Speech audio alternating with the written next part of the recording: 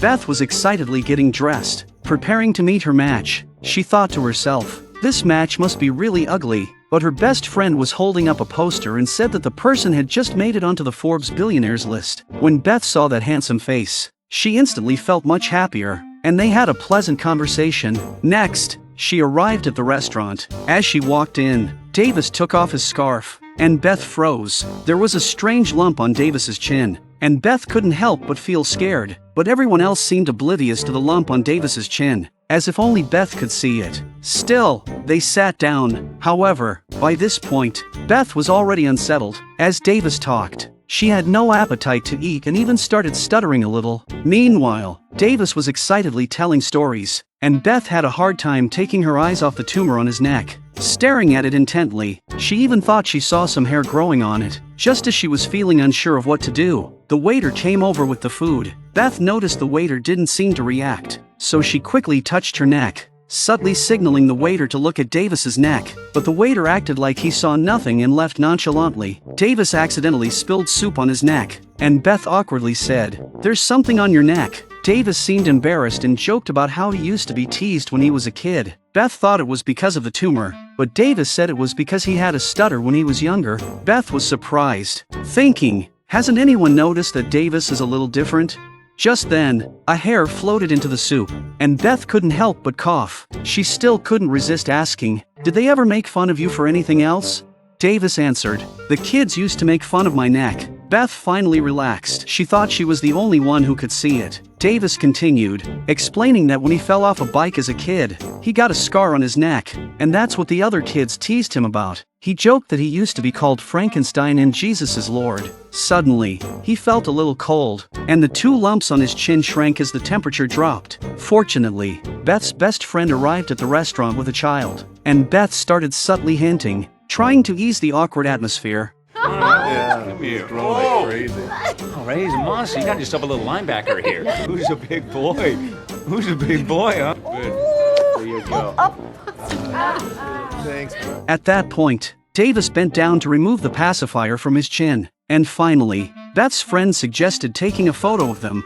Beth, I'm gonna need you to hold still. It's so good. Now, why don't you give each other a little kiss? Oh, come on, Angie. We just met. One kiss on the don't need forehead. to. One peck on the We don't forehead. need to. Ready? We really don't. Two, We don't need okay, to ready? at all. We really Meanwhile, Doug was sitting on the grass, thinking about proposing to his girlfriend, feeling that the time had come. Julie, looking beautiful, appeared and sat on the grass. The two of them began reminiscing about the wonderful times they had over the years. Doug felt that the moment to propose had finally arrived, and they were about to say what was in their hearts. Then Julie suddenly said, "Will you poop on me?"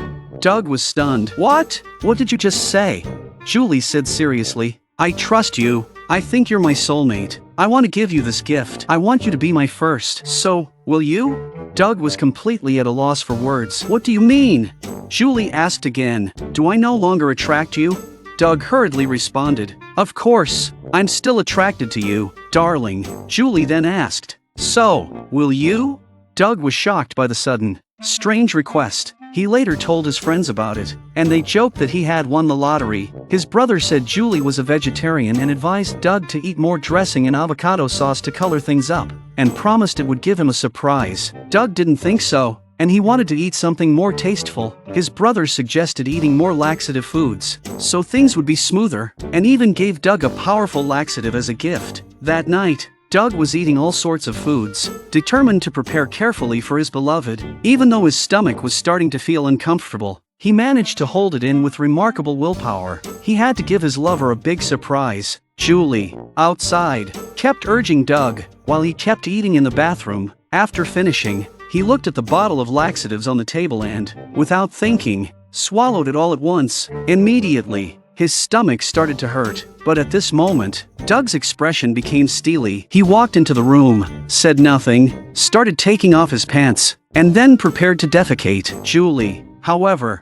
said they needed to nurture their relationship first. She wanted to enjoy the moment slowly, starting with a kiss, but Doug was already struggling to hold it in. Then, Julie sat on his stomach, and Doug felt like he was about to burst. Julie even wanted him to help with her body lotion. Doug grew impatient, and just when he was about to proceed, Julie stopped him, starting to talk about the romance of how they first met. Remember the day that we met?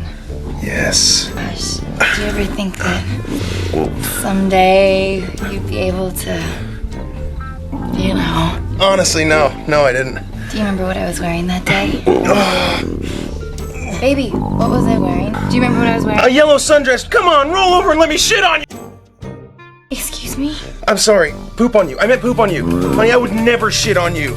Julie angrily walked away. Not understanding why the man in front of her was being so rude to her, she stormed out of the room, and Doug, unable to ignore the pain, followed her. Oh my God, Doug, no! Julie, I love you. Okay, hold on, you're gonna make it. I love you. It's the most beautiful thing I've ever seen. It's so beautiful. I will marry you.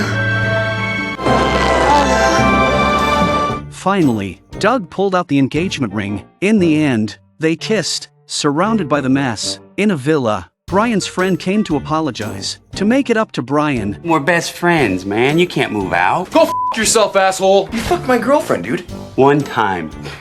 For a week. What? But I want to make it up to you. I got you something. Pete said he had a surprise for him, and they both went to the basement. It's really necessary. Trust me. Surprise! There, they saw a small dwarf dressed as an elf, tied to a bench. Brian said, "How could you kidnap a dwarf?" Pete replied, "This isn't a dwarf, it's an elf." Brian found it amusing, but the next moment, I'm gonna cut off your balls and feed them to you. He's just joking. He's got to give us the gold. That's the rules. The last thing you'll ever see is my cock. Stop! Give us the gold! Oh!